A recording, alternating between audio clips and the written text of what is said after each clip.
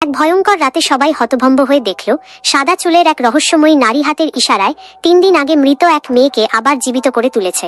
চারপাশ নিস্তব্ধ। নারীটি ঠান্ডা কণ্ঠে বলল, এখন তাকে জিজ্ঞেস করো, সত্য নিজেই বলবে। কাঁপতে কাঁপতে লোকটি প্রশ্ন করল, তোমাকে কে হত্যা করেছে? মেয়েটি ধীরে ধীরে উঠে দাঁড়ালো। তার চোখ ফাঁকা, শরীর টলমল করছে। চারদিকে তাকাতে তাকাতে এগিয়ে গেল সবার সামনে দাঁড়ানো এক ব্যক্তির দিকে, যে ছিল তার নিজের বাবা। তারপর কাঁপা আঙুল তুলে সরাসরি তাকেই দেখালো।